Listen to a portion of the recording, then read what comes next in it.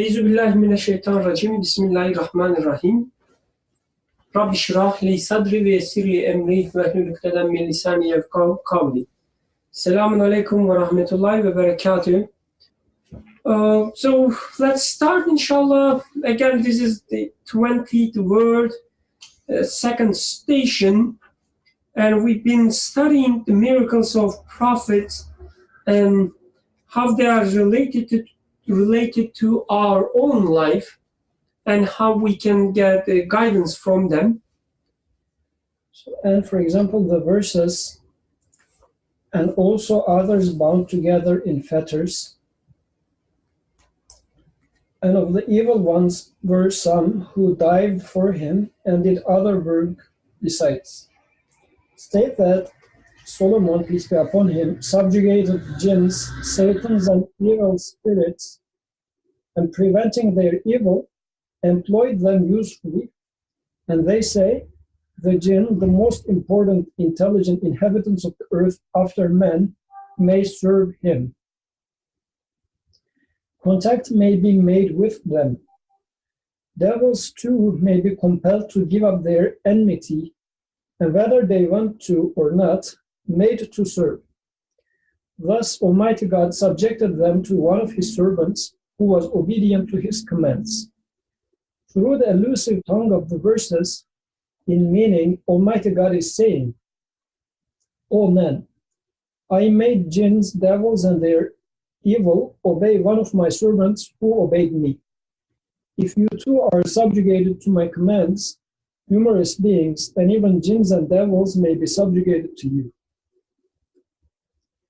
These verses trace the final limits of the calling up of spirits and conversing with jinns, like spiritualism, which have been filtered from a blend of art and science and have arisen from men's extraordinary physical and spiritual sensitivity. The verses specify the most beneficial form of these and open up the way to them. But it is not to be subjugated to jinns, devils, and evil spirits, who sometimes call themselves the spirits of the dead, and to become their playthings and a laughingstock, like nowadays, but to subjugate them through the talisman of the Quran and be delivered from their evil. Other verses about Solomon, peace be upon him, which allude to spirits appearing in physical form, and his calling up demons and subjugating them, and other verses besides, such as, then we sent to her our angel, and he appeared before her as man in all respects, indicate both the calling up of spirits and spirit beings assuming physical form. But the calling up of good spirits alluded to here is not in the manner of the cultured, to be disrespectful to spirits in that utterly serious world and attract them to their own places and games, but like one group of the saints like Muhyiddin al-Arabi, who most seriously and for a serious purpose met with spirits when they wanted, to be attracted to them and to form a relation with them, and by going to their place and drawing close to their world to an extent, to benefit from their spirituality. It is this that the verses allude to. And within the allusion, make it understood that they are encouraging men to achieve it. They trace the furthest limits of occult arts and sciences of this sort and point out their best form. Okay, all right. So I guess to get the discussion going, so, based on what he read, it's, as you said, it's a sort of continuation about the prophets and their miracles, and sort of what do I take from them personally? How do I understand them, from my own perspective, and what do they mean to me? And do I kind of experience the same sort of interaction with the universe in my sort of everyday life? And the example he's giving here is about David's miracle. About Solomon's miracle, and that which he says, and also others bound together in fetters, which the verse is 38. But you said that, and as the verse says, I guess fetters could also be chains or shackles. And then the other verse saying, and of the evil ones were some who dived for him and did other work besides. So the question is, what does it particularly mean to me for, creatures that are not really, of the human nature to be subjugated to man? And as Nursi says, jinns, satans, and evil spirits, preventing them from evil and employing them usefully. So, what I take away from this verse is that, to me, this is a little bit more difficult than any of the other ones that we read, because it's, I guess, it first requires you to understand what does he mean by jinn, Satan, and evil spirits. That's not something like we're generally used to understanding in everyday sort of life. And to me, at least what that means is sort of, I kind of liken it to angels in one sense, in that, the things themselves, when you look at something or you perceive something or experience something, there's a sort of meaning there. And that meaning doesn't come from within the thing itself, but there's a sort of angelic aspect to it. That's what the meaning of a thing is. It's angelic, non-physical representative. I look at, a landscape or an ocean, I get some meaning out of it, something out of it, personal experience. So it's not really necessarily within the ocean, the drops of water, but within the sort of angelic aspect. Likewise, to me, sort of the jinns, satans, and evil spirits are sort of, things that, are not sort of, they're in a sense are sort of external from me. Like, I think how we generally describe like evil spirits, jinns, or satans are them by way of sort of how you perceive the world. For example, if I perceive the world in such a way that I have some sort of false idea or misrepresentation of something, then that's a sort of evil spirit or a Satan. That's kind of, whispering within me. For example, if I don't like something and I get angry, you really think about why you're angry. Is it because you're dissatisfied with existence, or you're dissatisfied with the source of existence? Where does that feeling sort of come from? It comes from within me, but what provokes it? When you think about it, nothing outside externally really should make you angry fundamentally, because they exist on account of an absolute source of existence, absolute creator of the universe. So, in a sense, Solomon's able to subjugate them. He's able to see them for, what they are. For example, if I have some sort of idea in my head about the world, for example, I think that, the sky is green, whereas in reality it's blue. That's a sort of false idea, false perception of the world. But I can subjugate that. I can use my ability to perceive and subjugate it in an appropriate manner. So in that sense, I can tell these sort of evil spirits, these satans, these jinns, that in a sense you're wrong.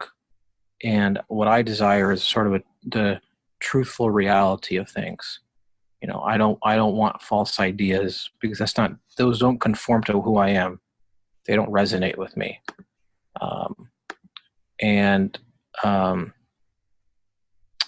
So in that sense, I guess that's kind of how I understand it. I mean, maybe some people will say that's a stretch, but you know, it's not something you perceive on a daily basis. So to me, it's kind of like not perceive, but I mean, it's not something you're typically are able to tangibly perceive. But to me, it's there because the human being is able to recognize meaning that's sound and truthful, and meaning that's or ideas or perceptions or that have no basis in reality. So in a sense, by recognizing their own falsehood, I subjugate them and say, you have no sort of influence on me, no impact on me. I may not like something, but I don't get angry. That's in a sense subjugating the satanic whispering, subjugating the evil spirits. You have no control whatsoever over me. So that's kind of how what I took away from this. I don't know if anybody has any thoughts. I know Muhammad Said says, is this something everyone experiences, or should I go look for jinns and evils? Joke. I don't think you necessarily have to look for it. I think that's something that's a human experience. If you ever get angry, or to me, emotions or experiences that really, in a sense,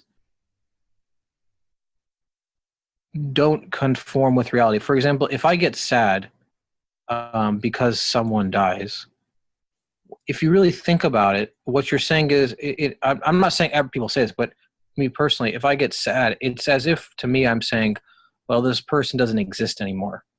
They're dead completely to me. So is that a real thought? Or if I understand that, no, that's not possible because they belong to an absolute source, then I can turn that sadness around. So to me, I think this is sort of a daily human experience, is that we are sort of influenced by external things, anger, sadness, even contentment within the wrong things, content thinking that I do something, or I accomplish something, or I make something. These are all sort of false perceptions. So, turning sadness, not saying you can't be sad, or happy, but seeing how they relate to, the source of those feelings, the source of the existence of those feelings. So that's kind of, I think every day we just don't recognize it or acknowledge it, but it's I think an everyday experience that we have. We're often sad for sadness' sake, or angry for anger's sake, really never thinking about why we're angry, how we're angry, for what reason are we angry, or happy, or sad, or have some sort of idea that is sort of not true to reality. But subjugating those feelings or ideas or thoughts would be to say, okay, I have this, now what does it mean? So not being, angry for anger's sake. So to me, that's what subjugating the evil spirits and the jinns or the satans, at least to me personally, how I understand it. Go ahead, Burkhan, yeah. Well, so one thought that I want to share, the interesting part here, like author doesn't define what he understands from jinn, Satan, and evil, at least explicitly. Although from the text we can get an idea of the author's perspective on that. But he kind of, at least to me, leaves the door open for any kind of interpretation for what they are. But regardless of how you define them or how you take them, whether you take jinns as bad ideas or some experiences happening in your life, or some other creatures, regardless of how you define them, I guess there's one point here, is that whatever is being created, because again, however you take jinn or evil, it will be a created thing. Whatever is created, it is for a purpose. And if you follow the order, as author says in the following paragraphs, if you follow the order of the Creator, if you submit to his order, then all these things that are created will submit to you. You will benefit from them. So there is no such thing in creation, he says, that is there to give you harm or to, let's say, take you from your path. It is there to help you. But if you follow the Creator's order, I guess we can discuss this condition. But overall, what I understand from especially the verses and the first sentence explaining these verses, that the jinns, evil spirits, or Satans, they are all there for a purpose, and in the right conditions, they are there to help you. Like, even quote unquote, like running your business. They are there for that. The second verse, I just checked the verse, and the way it ends also, it's very interesting. After our Lord says, and of the evil ones were some who dived for him, and did other works besides. He says, let me check the, and he says, besides, but it was we who kept watch over them. So it was we, the Creator, who was taking care of them, watching them. I guess, like going back to this being created part and the purpose, that everything created, even the ones that we call as evil spirits, they are created. And behind every creation, there's a purpose, there's a wisdom, and nothing out of control. So I guess we should be living in such a security that the things we think as evil, even they are under control of the Creator, who is nothing but pure mercy.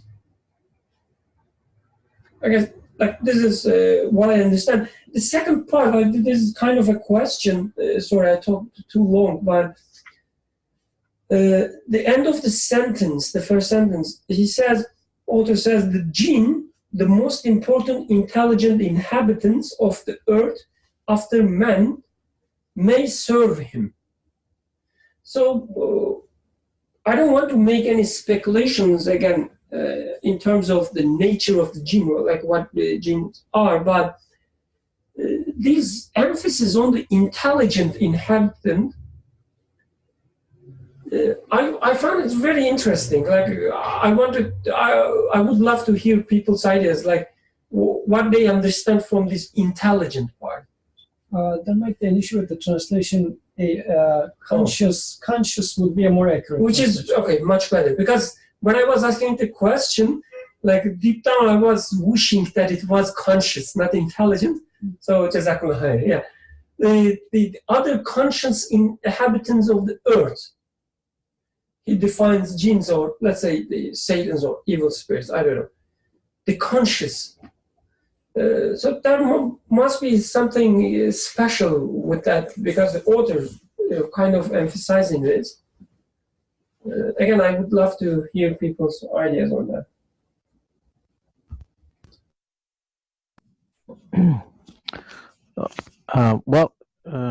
Does anybody have any thoughts about that?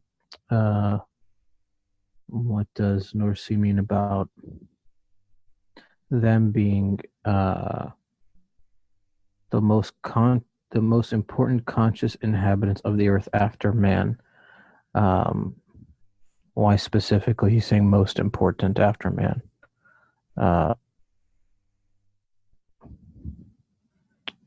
Well, if I mean, yeah, go ahead. Somebody open their mic.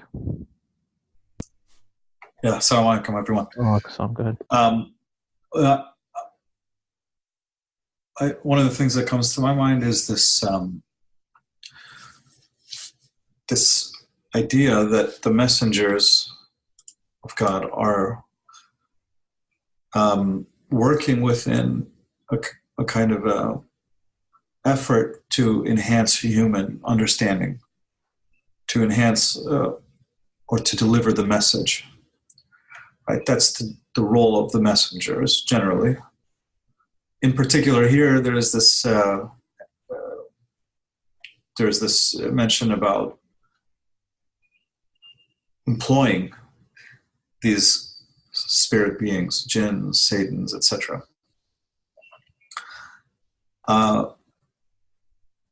So, in another section of the Risala, I recall some of us were studying recently, there was this mention about Satan and about the necessity for the existence of Satan, but not the acceptance of the ideas of Satan. And when you, I think, put these two issues together, the first thing that comes to my mind is that this mention of using these spirit beings is not a kind of just employing them for entertainment or something like that, but is instead to use them and what they represent, let's say, which is the alternative side to belief in God, let's say, or to the alternative side to human progress. And when you think about employing that, then it's probably necessary. In other words, if you are trying to really help the people understand how to progress in their lives, you need that alternative view. You need that alternative, a presentation or force. Not that you endorse it, but that it is used as a tool, as a means through which the truth can be more clearly seen, right? Or that human progress can happen more. And so that's, I think, to me, how I interpret it, at least at this point, from reading it and listening to everyone here, is that this is not a kind of again, like an entertainment thing or something like that, but this was some important work that's being done in the name of human progress, or in the name of really the truth to become more clear to the people. And this idea of spirits or spirit is, I think, also a kind of having to do with the meaning of the things in this world, right? For example, when you see something, you experience something, not only do you see its physical, of course you see its physical phenomena, whatever, but you really are expected to see what it means, right? What it intends. And I think there's a spirit there, one could say, that is representing that, or that is bringing this into being, right? Or related to this. So because of that, man is interacting with the things, interacting with the meanings and the spirits because of this. And so again, it's not a kind of a I like the sentence in a way where it says in this one of the last paragraphs, these verses trace the final limits of the calling up of spirits and conversing with jinns, like spiritualism, which have been filtered from a blend of art and science and have arisen from man's extraordinary physical and spiritual sensitivity. I don't know. I mean, I need to think about it more. But man has a spiritual sensitivity. Man is, I think, kind of conversing spiritually with the things that are happening in this world. And I think that the side of this world that's that's against human progress, right, is the jinn and is the there's the Satans, etc., devils. It's here. So I don't know if that makes sense, but this is the way I interpret.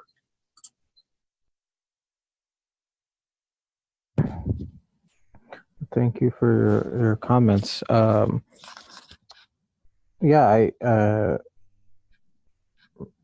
well, Birkan, go ahead. So first I will start by saying that I don't want to discard the possibility of, let's say, somebody out there experiencing a totally different thing than I do, because I'm not going to say that anything that I do not experience does not exist. I mean, it's going to be a pointless statement to make. So this being granted, I was planning to make this statement, but since it's pointless, good. But this being granted, as I'm not experiencing this sort of I would say, extraordinary thing, what does this text mean to me? So I will try to think about that. First, I was thinking about why is Nursi emphasizing too much about this consciousness aspect of it? So I guess we should first go back to our general statement about not taking existence for granted. So, for example, this water bottle over there, does it have to exist, whatever. We apply this methodology when it comes to existence out there. Now let's apply this same method to the ideas that I have. So when, let's say, I am just working or walking in the street by myself, then an idea pops up in my mind. So what do I say when this happens? I generally say, oh, idea came to me. But where did this came to me? Because I didn't know it before, because sometimes some very genius ideas comes to you and you are even saying that, wow, I am so smart. But I mean, if it's out of smartness, you didn't know it 1 minute before. So did you create something out of nothing? So it doesn't really make sense. You say it came, but we never question how it came, where it came from. So if we just take this under the microscope now, this idea came to me from somewhere. So where did it come from? Somewhere external to me. If you would like to say it, I mean, we can go on a longer discussion about the causal aspect of it, but you can say that it's coming from unseen. So now I would like to investigate the consciousness aspect of this. Nursi is as if saying that this idea, this external idea that comes to you, water is also coming to you from outside. But why is he too much hammering the idea of the thing that comes to you should also be conscious as much as you are conscious?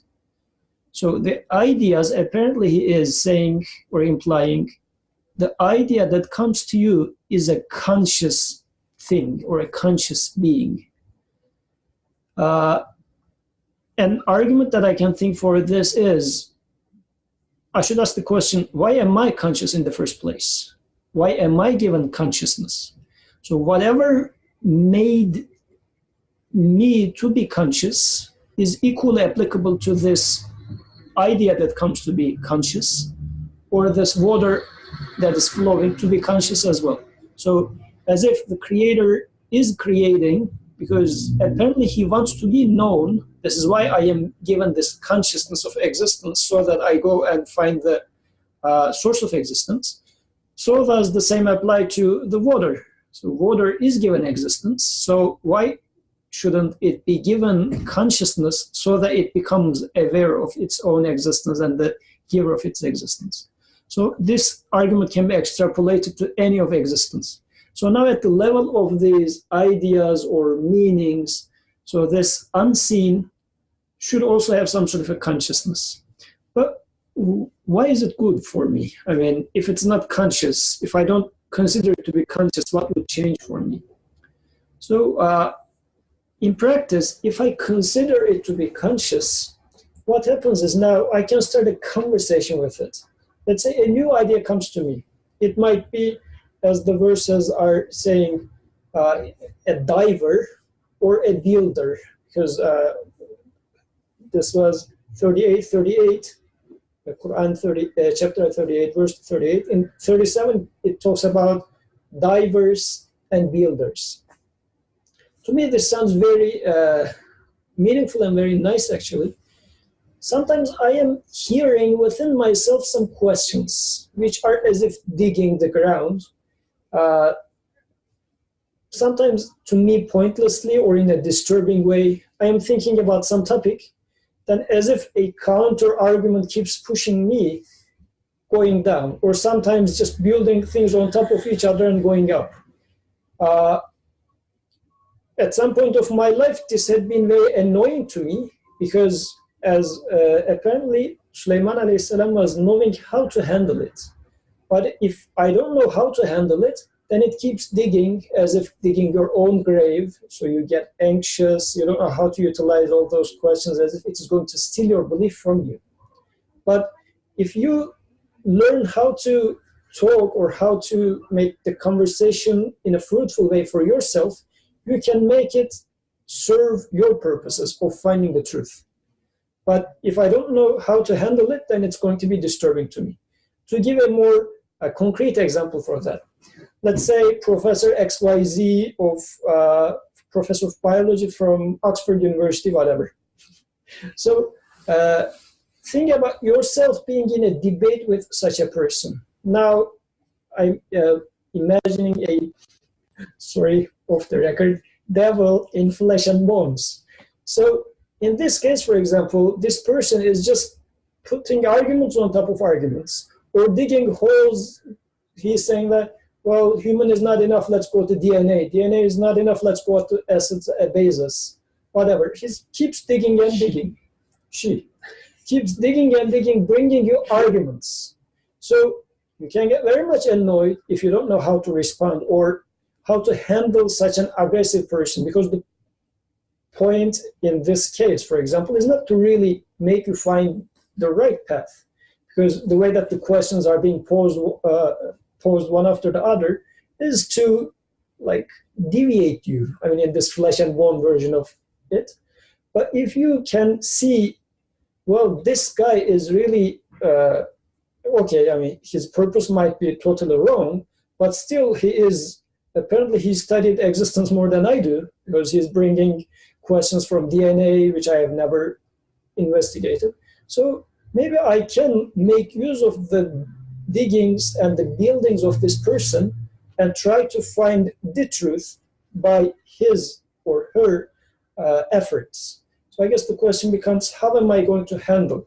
So one of the words that I guess Suhail used, those whispers, how am I going to make use of them?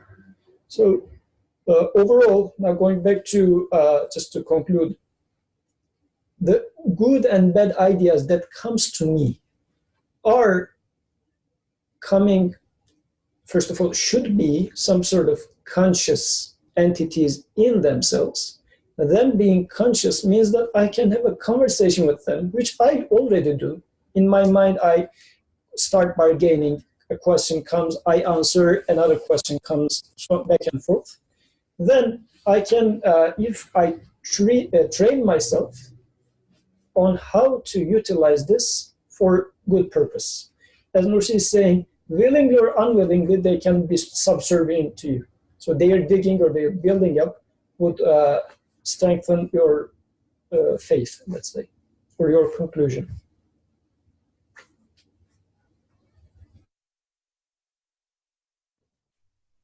Jazakallah khair for that, those thoughts. Yeah, you brought up a very important point and I think that's kind of what he means by most important conscious inhabitant, because ideas, thoughts, feelings, as you said, they don't just spring and out of nothing. They're given in a sense. Really, when you think about it, you said you can, any thought, even just the idea, let's say, for example, that I want to, at the next moment I want to eat food. that in and of itself, when you think about it, is something given. You didn't perceive that idea maybe a moment before it existed. So in that sense, you were right. The fact that I can perceive these ideas from my own perspective and interact with them, understand them, even act upon them, kind of says something about the ones who are giving ideas or granting me ideas or thoughts or feelings and my own experience of them. So they themselves, those must be conscious as well. And in that respect, these jinns, evil spirits, and Satan, what makes them, I guess, the most important conscious inhabitants on earth after man is because fundamentally, as you said, by having those ideas, those thoughts, those feelings, I can sort of make my way through the world, or through the universe. I can begin to understand things. For example, a whisper or a thought or a feeling, directs me to some sort of understanding. Because if you're able to question it, interact with it, then you can arrive somewhere at some sort of conclusion about its existence. That's why in that respect, they are the most important after man, because they serve man in what his fundamental purpose is in this universe, and they are really, by them doing what they do, can man make a conclusion by an idea that may not conform to how the world really is. You can make an assessment of that world. So that's, as you said, that's kind of what I took away from them. And as he says in the next sentence, contact can be made with them. And as Muhammad Sayyid kind of jokingly said, I mean, do we experience it? I guess we experience it in every moment if we're aware. So go ahead, Birkan or Yusuf. Go ahead. So, or maybe we can take it one step before and ask the question, what is, just a second. Okay, what other than human, what else is on earth which is conscious? If you ask the question like this, because Nursi is saying that after man, the most important conscious being on earth underlined, is jinn. So this way, because we would say a human is conscious, maybe animals are somewhat conscious. I mean, they are aware of what's going on around them. Other than that, would you say that plants are conscious? To some extent, maybe you would say. Then if you go to water, is it conscious? So this sort of things keeps going on, right? But then he's also, I guess it's not purposelessly put. On purpose, he says, on earth. And the earth is opposing to, the alternative is heavens, sama. So in Quranic words, sama and ard. So he's saying that on earth, the conscious beings of earth are jinns after men. Because you also know that the Quran is talking about other conscious beings, which are the inhabitants of sama, heavens, which Quran names as angels. In here, Nursi is talking about inhabitants of earth. He says after human is jinn. So the way I see a distinction in here is when we say inhabitants of earth, but not sama, not the heavens, because the inhabitant of sama or heavens to me means that a conscious being which directly is aware of aspect of that thing to its maker. So it's not unaware of what's happening in truth.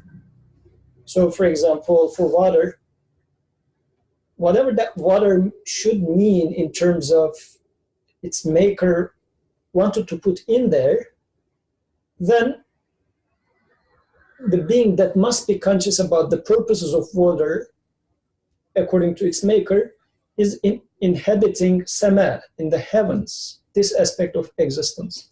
But if there's another consciousness in my perception pertaining to water, which has nothing to do with sama, to the other aspect of creation, but maybe some sort of a false idea, but again about water.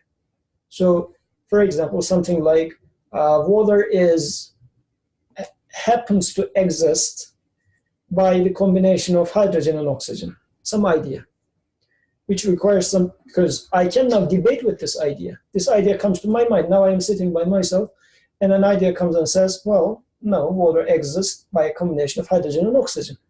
This is an idea on Earth, meaning that it is disconnected from sama. So it's an inhabitant of Earth. So now I can have a conversation with this idea back and forth. I can challenge this idea. I can say that, are you really thinking so? So then if it is like this, which Nursi keeps doing in all his writings, Nursi's writings are actually back and forth conversations with his Satan, I would say. And in some places even he explicitly says that. After this answer, Satan said, where else can I go? So this is the end of road for me, for example. So this sort of back and forth is when the idea belongs to Earth, meaning that it's disconnected from Sama. But still you observe some sort of a consciousness because you're having this conversation with it. There's one part that I'm not sure, is that he says that after man, so in that logic of yours, man becomes something separated from the heaven. Mm-hmm. So you equating man with a false idea then? So yes, because man is initially at dunya. So man is, like if you go to the creation story, man is sent down to earth. This is where I am starting from. Yeah, I have this conscience in me which calls for something beyond this existence, but I need to start with La ilaha process, considering all those false options. I'm going to have a conversation with Sun, for example. Sun would say that I am your Lord. I will consider this idea, then I will discard it. I am trying to go to Sama. I am trying to climb the ladders.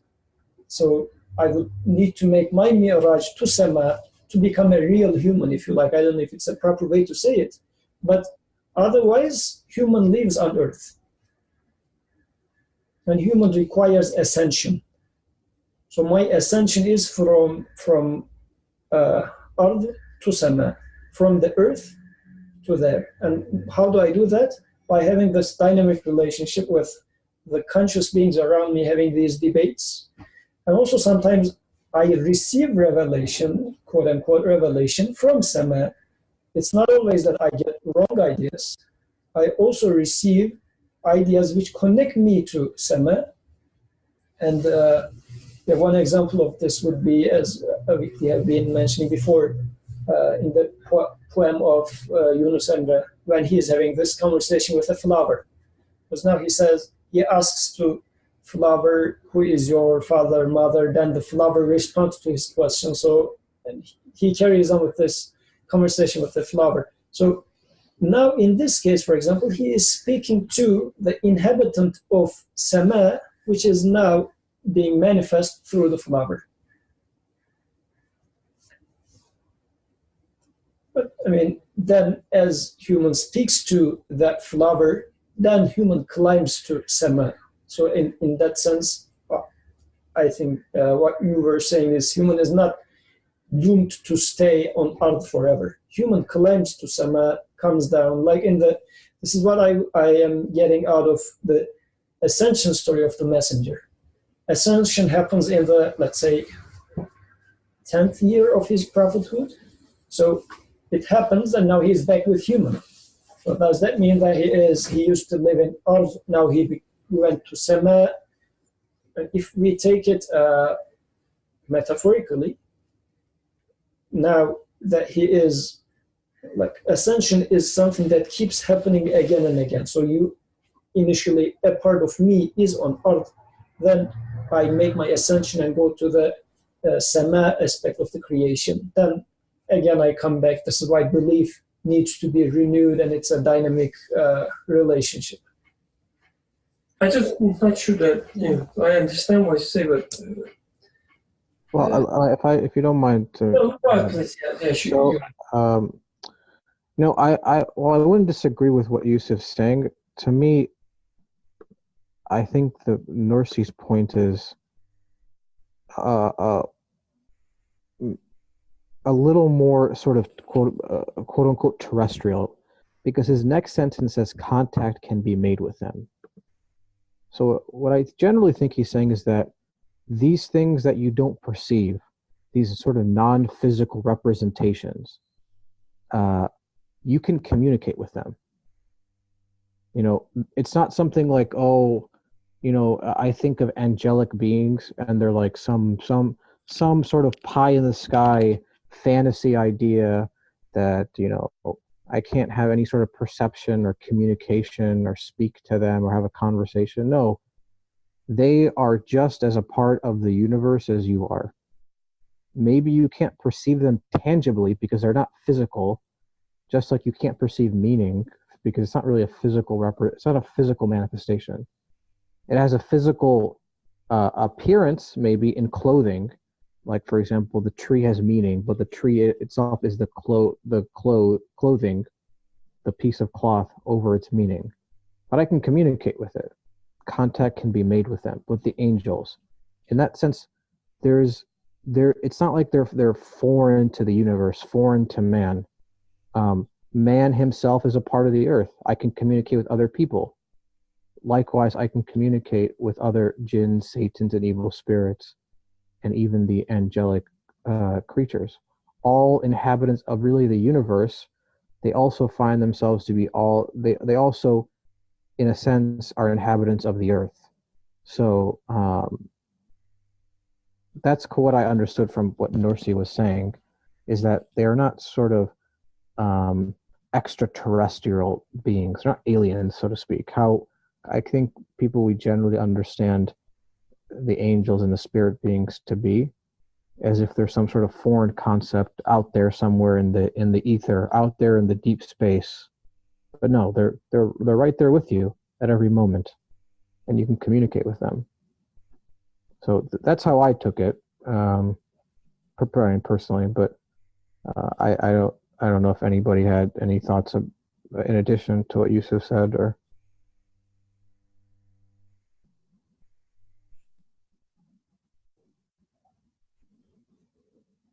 Nothing. People are very quiet today. Birkan, were you going to say something? Oh no, it was not really important. I actually appreciate that you cut me. Otherwise, it would be just going forward and back. There is one thing, like going back to with this conscious part.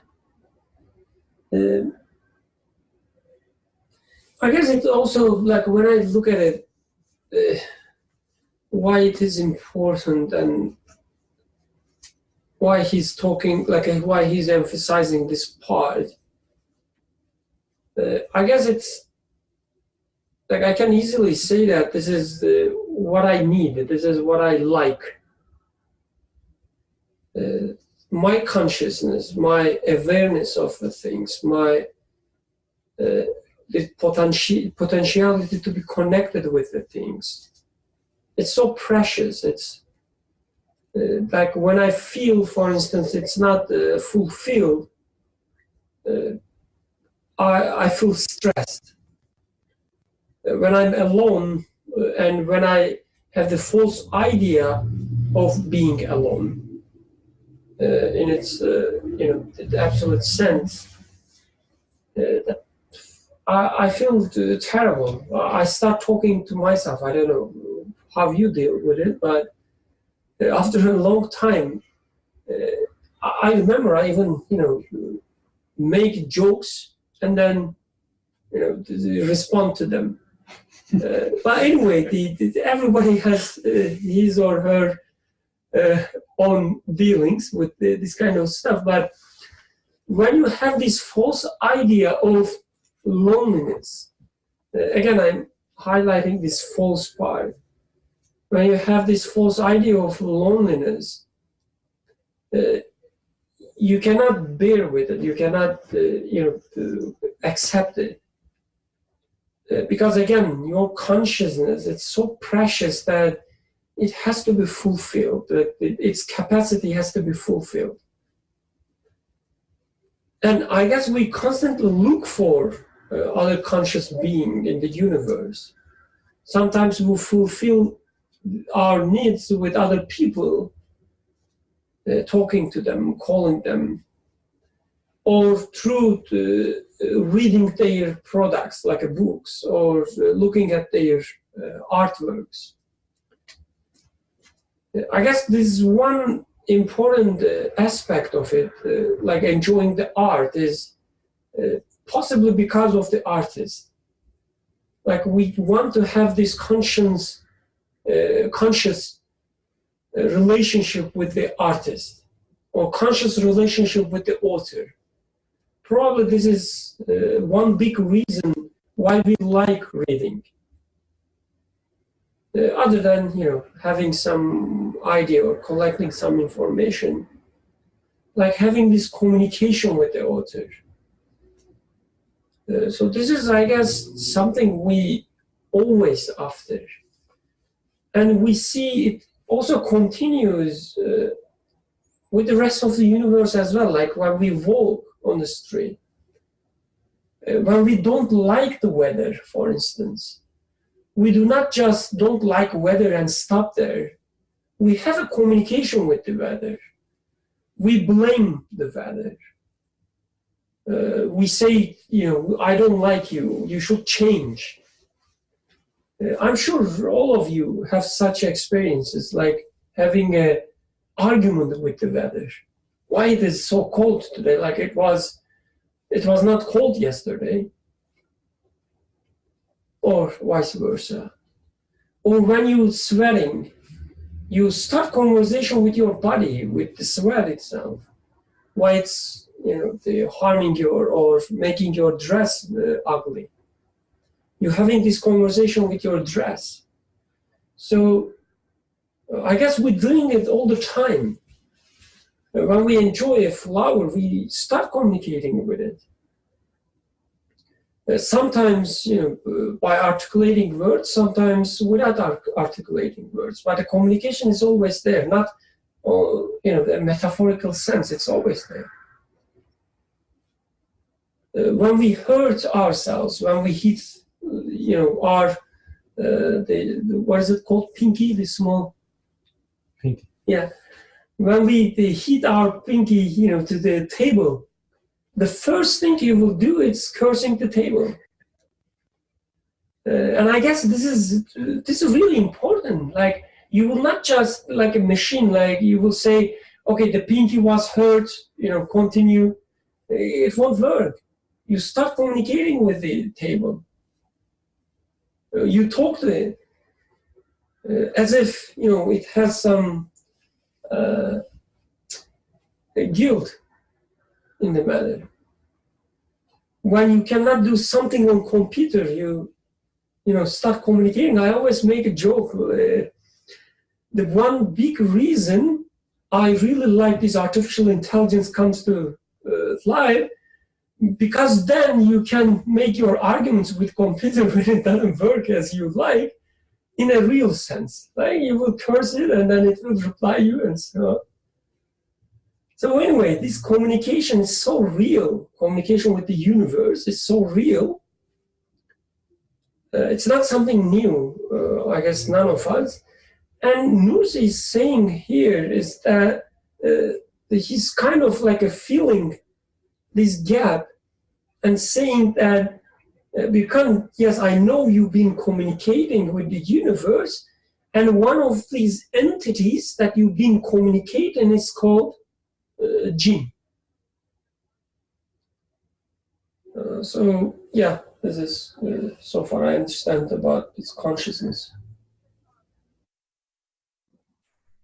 I was going to ask why false loneliness. I missed. I guess that's in reference to what Birkan was saying. I mean, I guess Birkan can answer that, but I guess, whenever I walk into an empty room, you have to really ask yourself, is the room empty? And as you said, our sort of general presumption is that,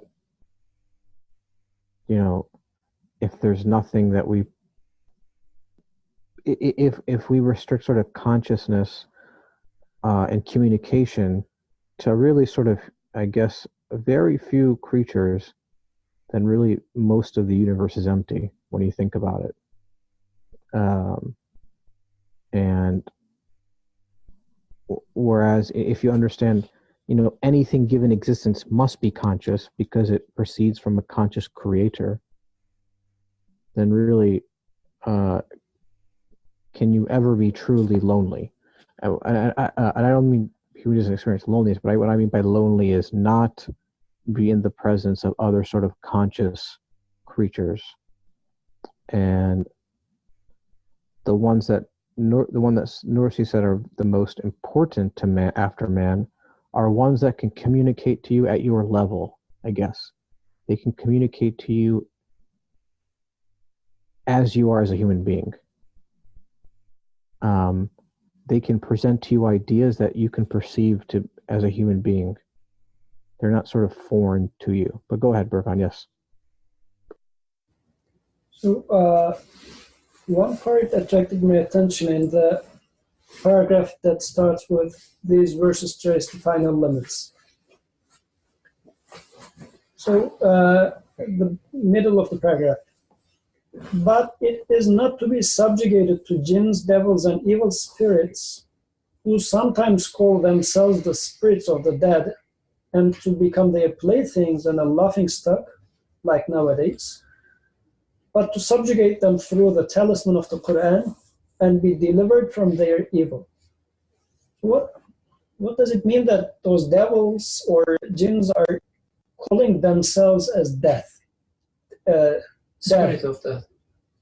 Yeah, a spirit of death. So this reminded me of our perception of them.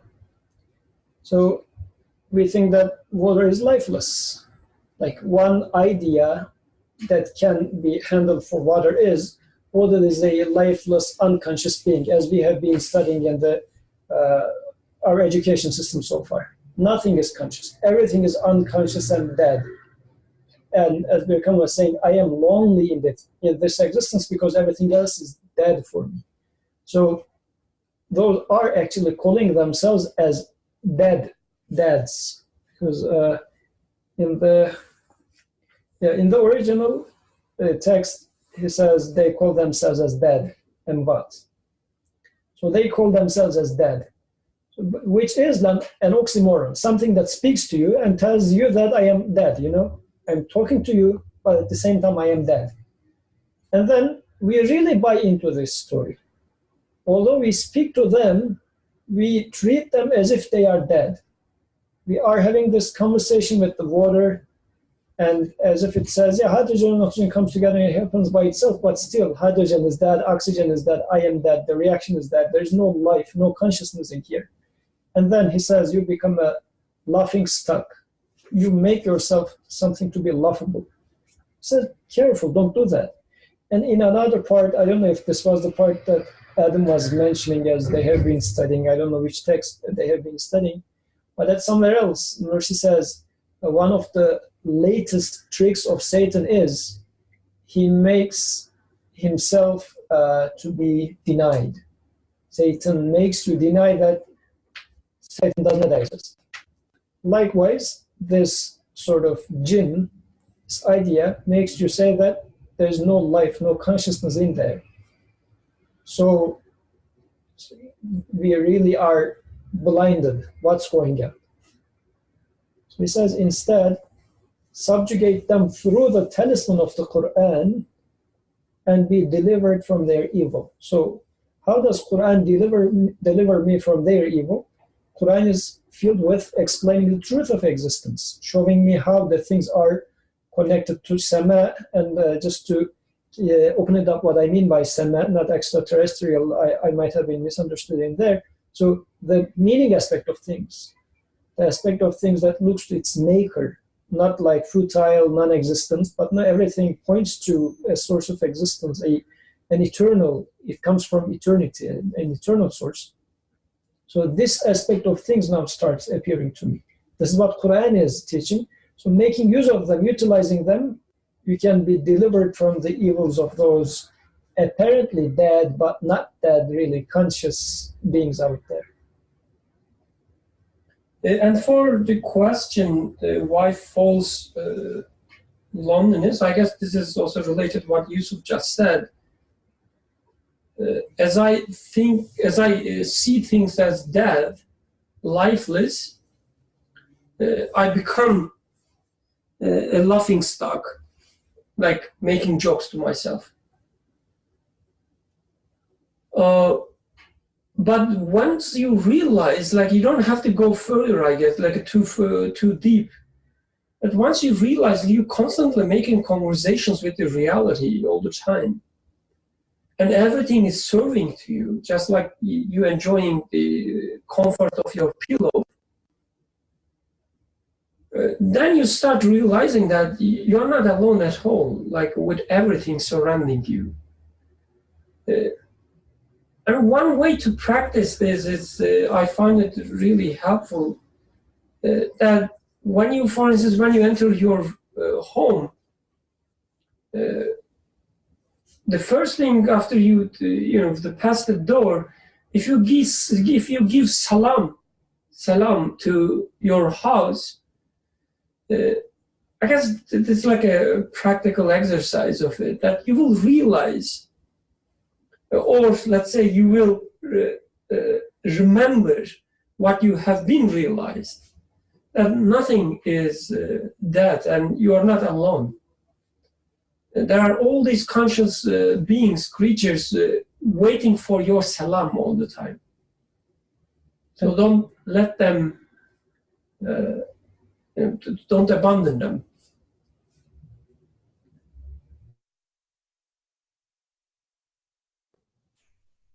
Well, I wanted to continue to part of the paragraph after it said contact can be made with them.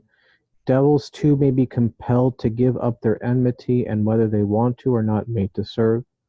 Thus Almighty God subjected them to one of his servants who was obedient to his commands. Through the elusive tongue of the verses and meaning, Almighty God is saying, O man, I made jinns and devils and their evil.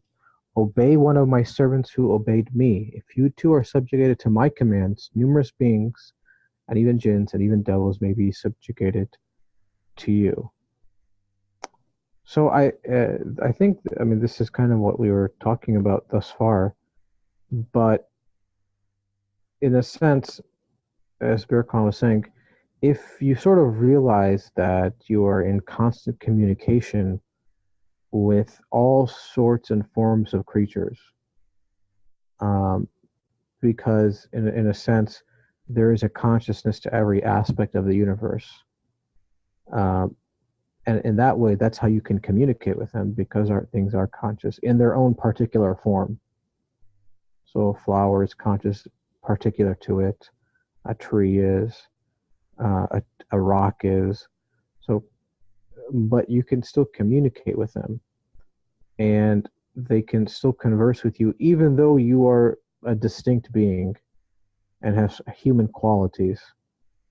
You can somehow perceive them, because in a sense, you have the potentiality to understand all creatures within the universe, even the most important after man. And to me, in this sense, what makes them most important conscious after man. And it's interesting he doesn't say angels. He says the jinn and the evil spirits, is because to me, the way a man knows anything in this world is by its opposite. For example, if I'm in a lab and I'm doing any experiment, I'm trying to arrive to some sort of, deeper understanding of the world. But the way I get there is by defining what it is not. I make all of these observations and say, my conclusion is this because it is not all of these other things. In the same way that I guess these evil spirits and Satans, and as Yusuf was saying, Nursi always had a conversation. He arrives to some truth about the world because he's having a conversation about its complete opposite and saying, this cannot be true. This must not be true. It's not possible for it to be true. That's why it's so important, because it gives man the ability to go forward on his path, or as Yusuf was saying, to ascend, just as the prophets do. And in this way, if you use the sort of jinn, the evil spirits and Satans in this manner, for example, you don't use them, you don't give them weight to say that they're true. No, you say that they're important because they're a tool to get somewhere else, to arrive to a greater understanding of how the world is. Then in that sense, you're subjugating them for the purpose of knowing him. As he says, Almighty God subjected to them to one of his servants who was obedient to his commands. So in a sense, recognizing him through how he acts through his creation, by creating, is in a sense, in one sense, you could say maybe even requires that they be subjected to you. If you really want to understand what his act of creation is at a deep level. So that's how I understood this paragraph. If anybody has any thoughts.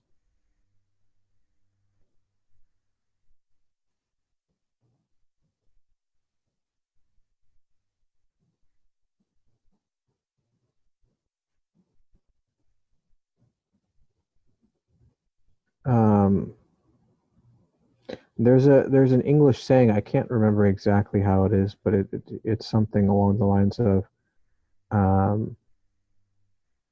well, I won't say it. I have to look it up to find it, but it's about I guess the road or path to heaven is goes through hell, I guess.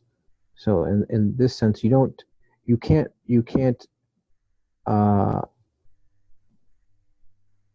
experience the joy of existence or the meaningful aspect of existence unless you go through the path of that you experience pain and know this, whatever perception I have of the world must not be true. And that's how really the universe is constructed, I guess.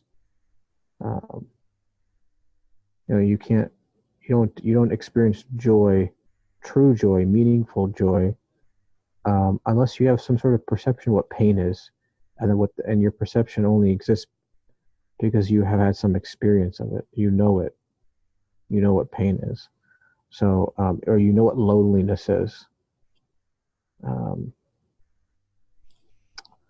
Faria says there's a French saying that you have to go through suffering to reach beauty.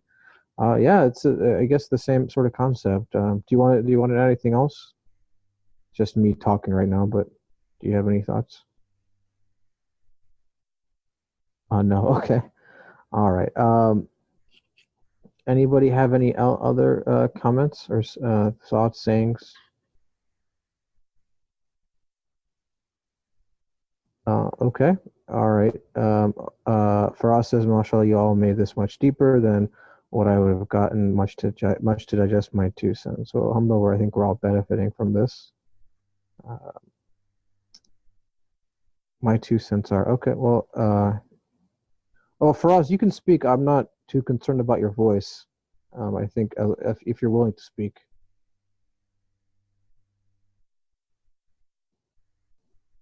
Yes. Okay. Yeah, hello. Can you hear me? Hello. Yeah, we can hear you. Okay. So you're also making noise. So sorry about that. I wasn't able to get away. So I was trying my best to listen. So I benefited a lot. I think the matter was discussed from different perspectives. I mean, different aspects of the same matter, I would say. And what I was going to say, in addition to what was said, and rather actually, I think even the first comment, Suhail, you made when you explained what you understand was really, really helpful. And then Yusuf,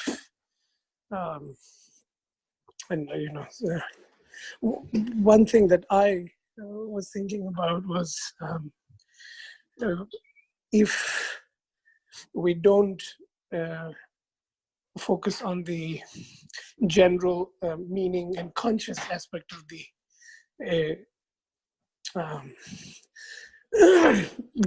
existing things, which means that's something we should focus on, but also already talked about. So I wasn't going to focus on that part, but the part that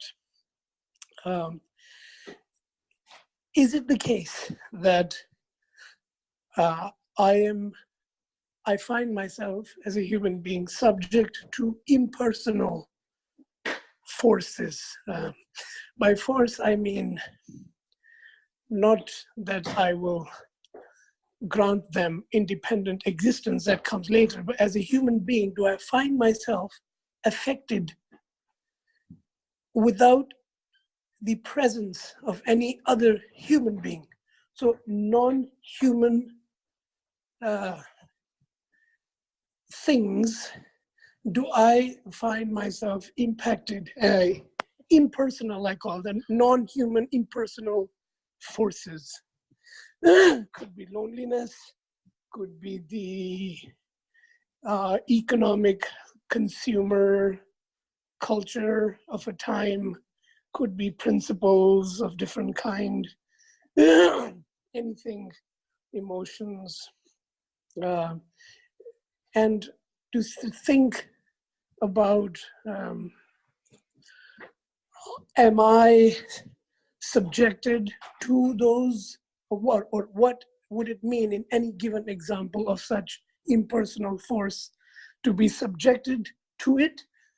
And what would it mean for me that impersonal, non-human force or stimulus or whatever you want to call it is something that becomes subjected to me, in which case I have to think about what is the end for me, that, it seems like that's, the text is talking about this goal to this extent, that it doesn't explain what that would mean. So we have to think about what does it mean that something impersonal force, and perhaps we can especially focus on those forces or things that we experience generally as unwelcome or as malignant or evil or, unsalutary or non-salutary, whatever things. And because good things we would like to be subject to, right? Happiness, eudaimonia, was like to be possessed by the demon of goodness. Everyone likes that. But when we are hit by or affected by something we don't see as welcome, as agreeable, how does one subject it to oneself, and what does that then look like? Why is that desirable and truthful and meaningful thing to do, to subject it. So I know I didn't say much, but that was generally, I was thinking about this kind of thing. Thank you.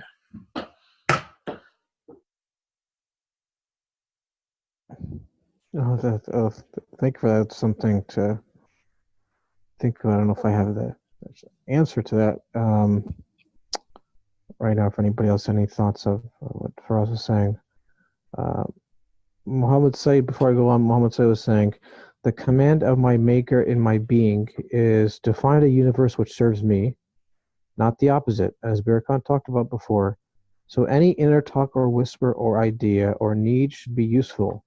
The world as it is, set witnesses to this idea that anything on the face of the earth should be meant for a meaningful, useful end. The moment that existence of something becomes harmful means I do not know how to make it useful, to experience purpose and meaning.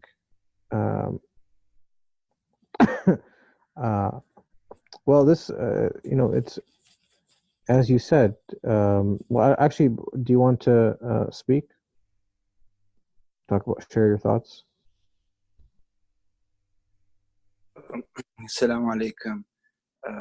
Brother, it's my understanding of command. I think the author talks about the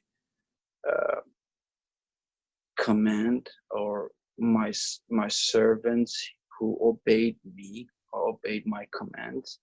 That was the point I was trying to understand, and that's why I wrote it down. Maybe it's a little later. We already talked about it. Well, no, I didn't know if you wanted to expand on that, but yeah, I do agree that it's sort of contrasting. I mean, in one sense, kind of what Yusuf and Birkan was saying,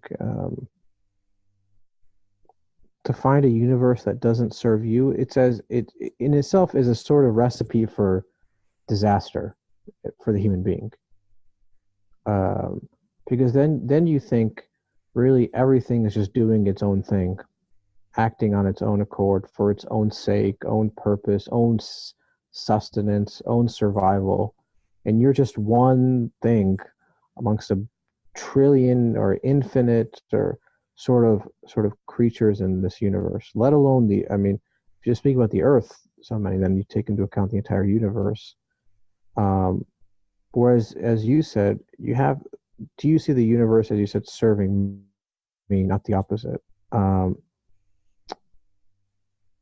And I guess any sort of whisper idea that takes you away from that is problematic. But the question is, do you subjugate the whisper or idea or thought and turn it around and say, well, no, this is not the case.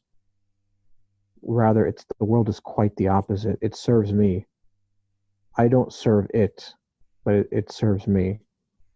So in that respect, then you kind of really do understand or perceive it, the sort of the true meaningful aspect to all things. Does anybody have any thoughts? I wanted to go to the next paragraph. Yes, Birkan, go ahead. I was planning to talk about the paragraph after the next paragraph, but if you are planning to go in order, I can wait. Okay, all right. So I was going to go to the next paragraph. The next paragraph says, we talked about it a little bit, I guess, but these verses trace the final limits of the calling up of spirits and conversing with jinns like spiritualism, which have been filtered. Before I go on, if I don't know what word he uses in Turkish for spiritualism, I don't know if there's a specific word he's using, like an Arabic word, I'm not quite sure, which have been filtered from a blend of art and science and have arisen from man's extraordinary physical and spiritual sensitivity. The verses specify the most beneficial form of these and open up the way to them. but it is not to be subjugated to jinns, devils, and evil spirits, who sometimes call themselves the spirits of the dead, and to become their playthings and a laughing stock, like nowadays, but to subjugate them through the talisman of the Quran and be delivered from their evil. I think that's what we've been talking about the entire time, because in a sense, you have one of two options. There are only really, when you think about it, two options.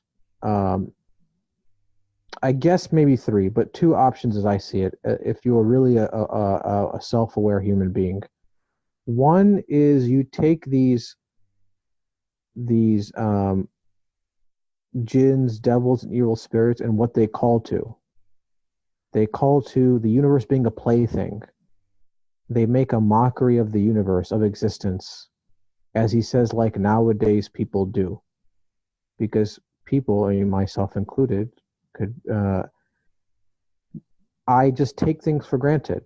As you were saying, just take existence for granted, make it a plaything. Oh, it exists on its own, and I'm just going to utilize it. And really, I'm making a sort of joke, a mockery of existence in and of itself. Something that's so precious and so meaningful and so purposeful, and yet I say, well, it's just something to be toyed with. That's all I, and I guess I really do in my day-to-day aspect of my life when I think about it. I don't really ever ponder upon the fact that it even exists and then what it means. That's one option. The other option is to subjugate that sort of perception of the world through the mystery of the Quran, how the Quran explains the world, and be delivered from their evil. As the way I see it, as he's saying, do I take these sort of perceptions, thoughts, ideas, and interpret them in a way that is in conformity to how things truly are? And the Quran shows me the way of how to do that. What is existence really, and what does it mean? And the fact is, I need both. I need the Quran, and I need the jinns, devils, and evil spirits, because the Quran is in a sense meaningless for me without those things. Like I need meaning. Sorry, well, I do need meaning, but I also need an interpretation of meaning that is true to the human being, true to the human self. So I need the Quran because of the fact that whatever I find out there, maybe of my own thoughts or whatever, what people tell me, doesn't conform to reality. It doesn't sit well with me. It doesn't resonate with my human consciousness. So in that sense, I need those things so I can come to the Quran. I can sort of have a conversation with it itself as well. So the Quran doesn't exist independently in one sense. Like it doesn't say, here I am, and so and so be it. It came because people needed it.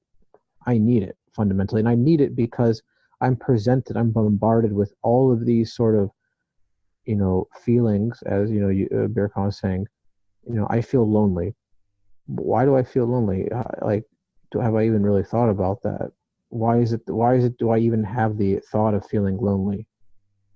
Because as the people who nowadays speak, I'm just some sort of collection of matter, here today, gone tomorrow. So what's the point of feeling lonely? It's meaningless. Or happy or sad, or I find something upsetting or funny. And really, if I begin to question those things, then I realize I do need an understanding of what these things are. And as he says in the beginning of the paragraph, that sort of proceeds from my spiritual sensitivity, in that I can perceive things beyond the matter itself. Whereas people that turn into a plaything, they just think of things as matter themselves. Really, it's a sort of self-contradiction.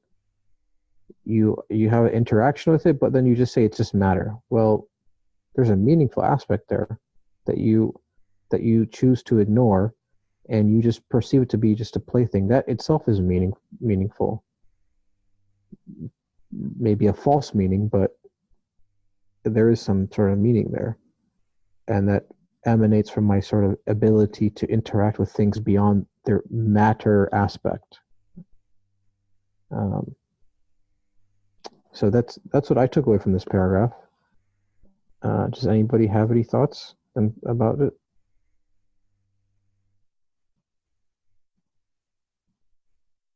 Birkan, go ahead.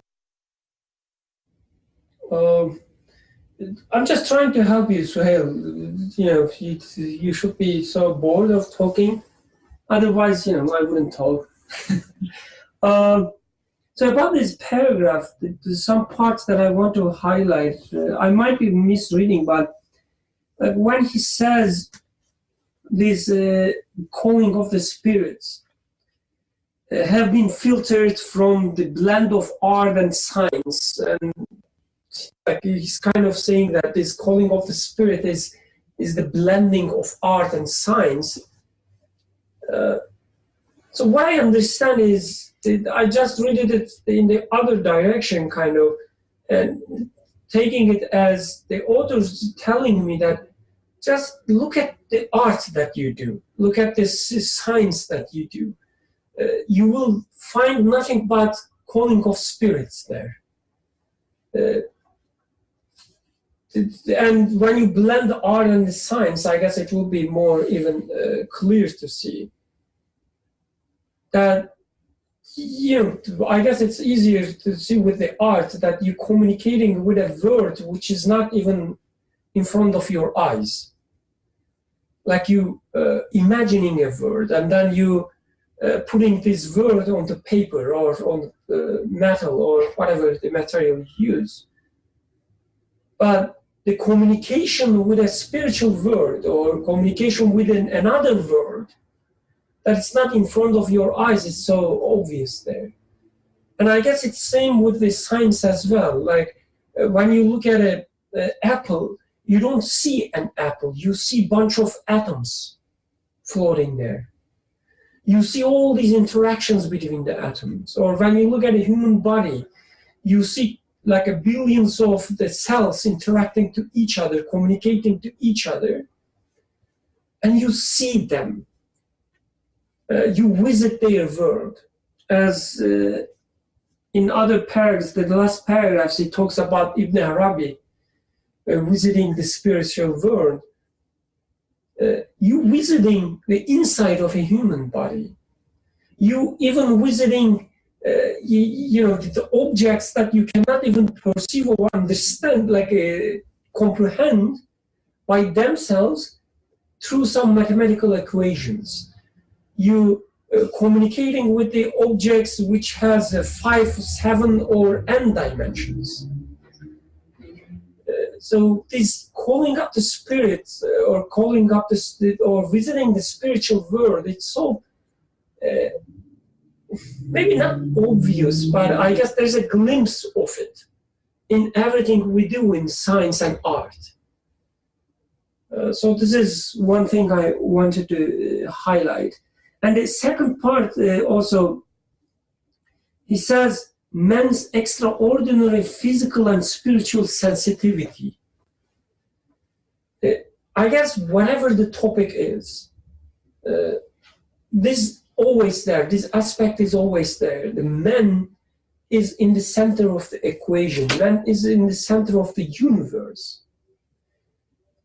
In touch with every aspect of the universe, physical, spiritual, whatever names you give. Man has connections with every aspect of the universe. I guess we shouldn't forget what we are talking about when we say man. With all these potentialities, with all these connections, it is something amazing. We shouldn't lose the heat when we talk about ourselves, when we talk about men. The extensive, extraordinary physical and spiritual sensitivity. This is so important. This is so central to every topic we study. This is at least my personal take. Like, when we study men, we shouldn't forget that we get called. That we shouldn't forget we love. We shouldn't forget we hate. We shouldn't forget we find something tasteful. We shouldn't forget something is, hard or soft for us. And we shouldn't forget we like some colors, but we don't like some others. And we shouldn't forget we feel lonely, but sometimes we feel happy. We shouldn't forget we enjoy the sun, and we don't enjoy darkness. So I guess this is so important. Again, every topic we study, we shouldn't forget that.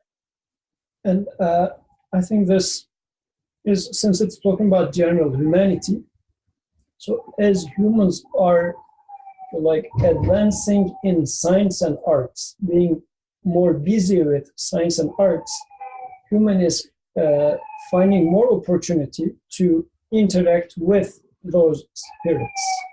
Because even this applies to a verse in Quran which deals with humanity. It says, we created you in groups and tribes so that you will get to know each other, not that you will fight with each other. So I am created as I am, you are created as you are. So you have something in you, given in you. I am given something. But once we interact, I get something that is revealed to you, you get something that is revealed to me. Likewise, something is revealed to moon, something is revealed to a bird, a hummingbird. So by interacting with them, I am getting something from them. So this is why as the science and art advances, this sort of interactions are increasing. So for the humanity, a large space is opening up. I guess it also, like what you just said, the first sentence, these verses trace the final limits of the calling up spirit. So I guess I find this sentence as a call, as Yusuf was saying implicitly, as a call to advance. Like there is no end to calling up the spirit. Advance. And at the end of the paragraph, he says, but don't do it like those that nowadays do it, calling them dead. I mean, as if those spirits present to yourself as we are dead and mock you. So, meaning that you study DNA as if it's a dead entity, you just become very much admire how beautiful, but then, oh, alas, it is just a dead entity. So as if the idea in there is mocking you, making fun of you, made you believe that it's a dead entity, it's not conscious, and yet deviating you. So use the talisman of the Quran and be saved from their evil, plus utilize them for truth. We realize they are alive. Yeah.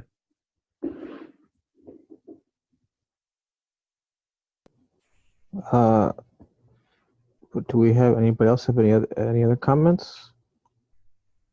Otherwise, I was going to go to the last paragraph we read.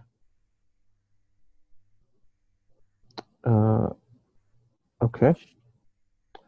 So he says, other verses about Solomon, peace be upon him, which allude to spirits appearing in physical form, and his calling up demons and subjugating them, and other verses besides, such as, then we sent to her our angel. Then we sent to her our angel, and he appeared before her as man in all respects. And we sent to her our angel, and he appeared before her as man in all respects, indicate both the calling up of spirits and spirit beings assuming physical form. But the calling up of good spirits alluded to here is not in the manner of the cultured. But the calling up of good spirits alluded to here is not in the manner of the cultured, to be disrespectful to spirits in that utterly serious world and attract them to their own places and games.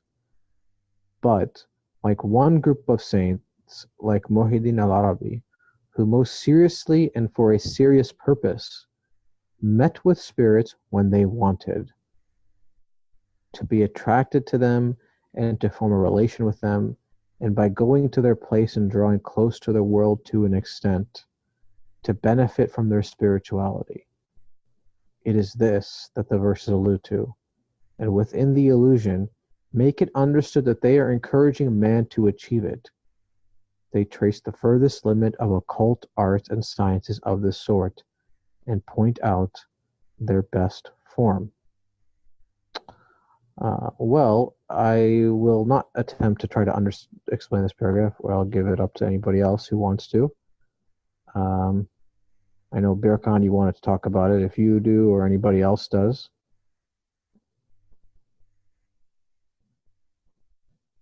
Go ahead. Again, purely to help you, nothing more. And so I want to go back to what Farah said about, like, he was giving these examples. One of them was the economical system, the consumer culture, and so on. I really like these examples because, like, together with this paragraph, so everything in our life, everything we experience, including the consumer culture, is a spiritual entity which had his physical form in our life. And this is what we are interacting with. So just like, every idea has let's say, a physical form, like my ideas, for instance, are transferred to you through some sound waves. There's one-to-one relationship between every concept or every idea and every, the manifestation or every physical manifestation, let's say. Just like the relationship between Quran and created universe. We read these ideas in Quran as a sentence, and then we live the same sentence in our life as a physical action. For instance, he talks about his power in Quran, the creator, and then we live this power as a tsunami. Or we live this power as a car running on the street. So it's nothing but a manifestation of the all-powerful one. I guess the same goes with the spirits having their physical forms, like Faraz was saying. Maybe I misunderstood, so please correct me, Faraz, but men being afflicted by forces. So when I say that I'm depressed because of this consumer culture, or I'm depressed by economical system, it implies that I'm afflicted by a force which manifests itself as the economical system. So I am in a relationship with this conscious being, the economical system, or the consumer culture, or I don't know, anything in the life that you pick. So we shouldn't, take anything as dead. Anything as a natural outcome of something. Even the consumer culture is a spiritual being that we communicate. It's a conscious being that we communicate, that we are afflicted, that we are subjugated. Instead of being subjugated, as author says, we should subjugate them to our purposes. We should benefit them through our communications. So this is one point I wanted to make. So this is another point, if you let me to say Suhail. So since we have only 5 minutes. No, go ahead. Right. Since we have only 5 minutes, I guess it's a good time to make some controversial things. Right, to say some controversial things. So this is my personal, the idea that we really shouldn't, or let's say I shouldn't take such topics when it comes to these topics like jinns, the spiritual beings, evil things. I have this tendency to equate them with something I have access right away. So I'm highlighting like equating. Otherwise, of course, making a relationship with what you haven't accessed is something I should do. Otherwise, I wouldn't understand at all. So I make a relationship between, for instance, the genes and something in my life, like the ideas or economical systems and whatever. But then if I equate them with whatever I have in my hand and say that this is it, the gene must be this and nothing else. I guess this is nothing different than a naturalistic worldview. A naturalistic worldview, what I mean, in academia or in, let's say, sciences, what we do, we say, okay, these and that is the things I can understand, I can measure, I can, manipulate, and everything in reality must be in kinds of them. Anything else, I cannot accept. They simply don't exist. I guess I shouldn't do the same mistake here. Like I shouldn't, like I'm telling this to myself because from the beginning, I'm also, making relationship between genes or evil spirits with things in my life. I also do that. Again, just highlighting this equating part. If I say, okay, this is jinn, the false ideas are jinns and good ideas are whatever, angels.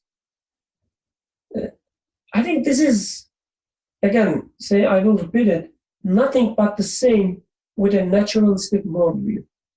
Just because my, the current state, current understanding doesn't let me go beyond them, I shouldn't confine them to my current understanding and say that, okay, this is it. So are you going to be okay if we put greater than or equal to in there instead of equal? I prefer making a relationship. Just like, when we say witnessing heaven in this world. So can we say one, because Quran is describing such and such things, and now when I am trying to understand, take this as a guidance for my life, then would it be okay from your point of view to say that one of the meanings of this jinn can be, in my life, this idea. There can be something more, but for now, this is something that I can bear witness as the meaning of that. I guess, yes. Yeah. As long as, I am aware that what I'm calling or what I'm making is just making a relationship. Like, this is what I experience, and this resembles what is narrated in Quran. So there must be a relationship between the two. And before closing, may I just make a final comment about this paragraph? I'm not the moderator. So. Okay. So, go ahead. So in here, first, just I would like to mention something about the translation. So he is, or the translator said that assuming physical form.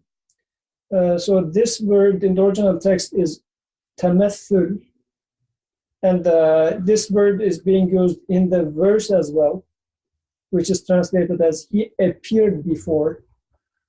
And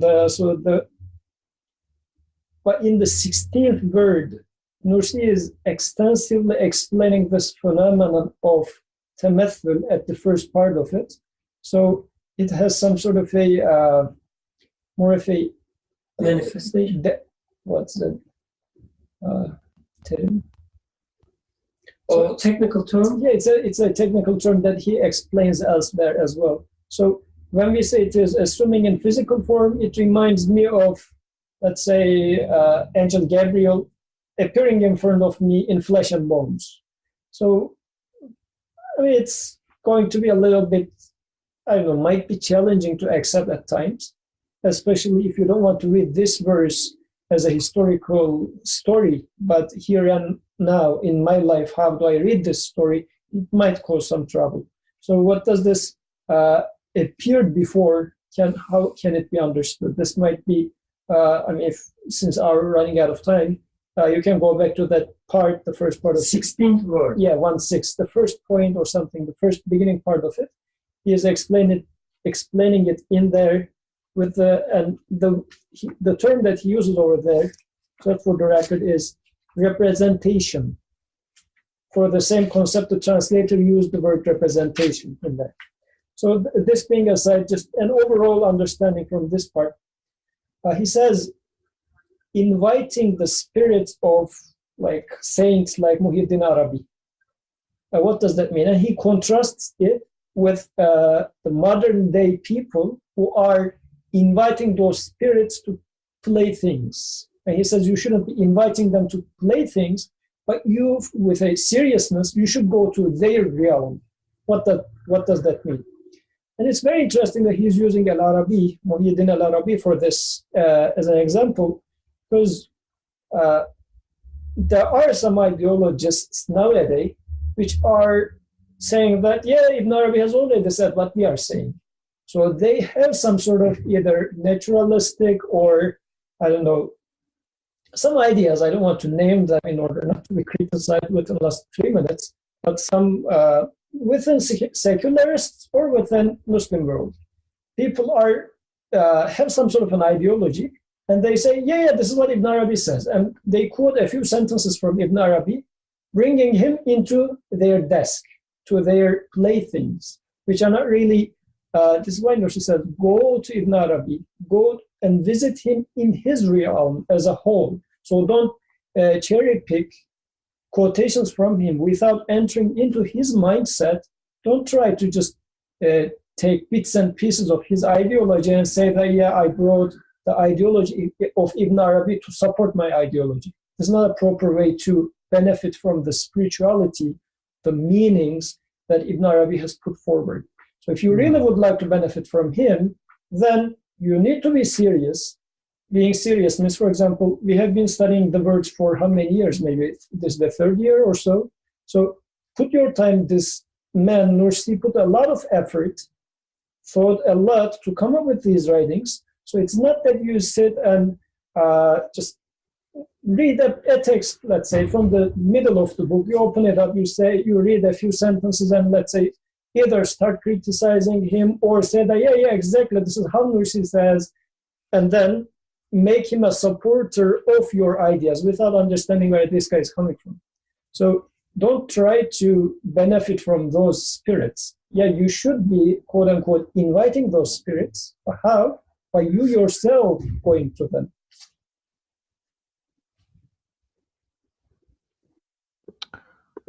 We are running over time. I think the last thing I'll say is that, I'll just use one word that Nursi often uses, is that, and I agree with Birkan, if you think about the universe sort of being a macro anthropos, as Nursi says, or a macro individual man, then you can understand the verse in that sense that we sent to her our angel and he appeared before her as man in all respects.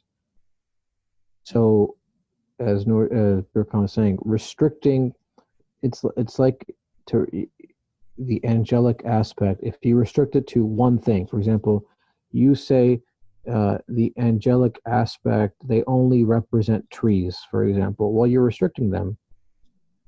No, they represent all aspects of the universe, all sort of meaningful aspects of the universe.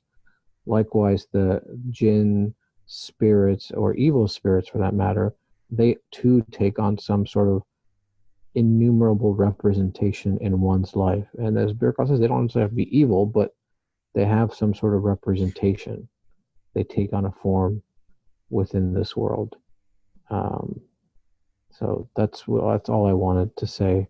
سبحانك لا علم لنا إلا ما علمتنا إنك أنت العليم الحكيم. الفاتحة.